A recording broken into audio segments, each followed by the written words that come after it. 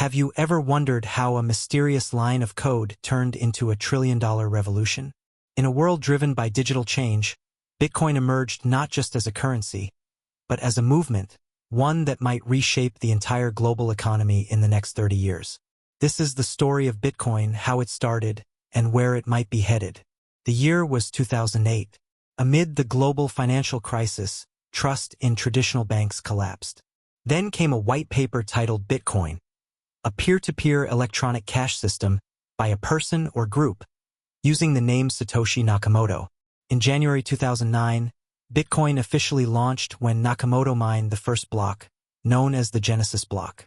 Bitcoin was built on a revolutionary technology called the blockchain, a decentralized ledger that records every transaction across a network of computers, eliminating the need for banks or governments to verify it. This wasn't just code. It was a silent rebellion against centralized financial power.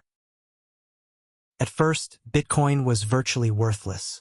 In fact, the first known real-world transaction happened in 2010 when someone paid 10,000 Bitcoins for 2 pizzas.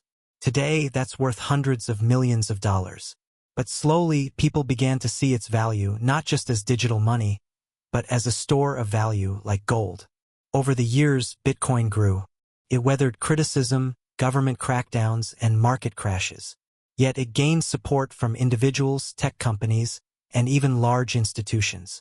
Countries like El Salvador even made Bitcoin legal tender, making headlines around the globe. Now, imagine 30 years from now. Fiat currencies face inflation, political interference, and growing debt. Bitcoin, in contrast, has a fixed supply of 21 million coins, making it immune to inflation. It's borderless, decentralized, and accessible to anyone with a smartphone. More people today trust digital wallets than bank vaults. As the next generation becomes more tech-savvy, Bitcoin's simplicity and independence could give it the edge.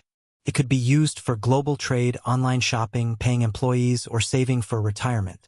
With improvements in speed and energy use, thanks to technologies like the Lightning Network, Bitcoin could become faster, cheaper, and greener. But it's not guaranteed. Governments may resist it, fearing loss of control.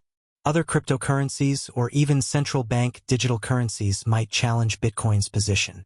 Scalability, energy consumption, and cyber risks are still real issues. And Bitcoin's price is still very volatile, which makes people hesitate to use it for daily purchases. But history shows what starts as a risk often becomes the new normal. So, will Bitcoin become the world currency by 2055? No one can say for sure. But one thing is clear: Bitcoin has already changed how we see money. And the next 30 years? That might just be Bitcoin's time to shine.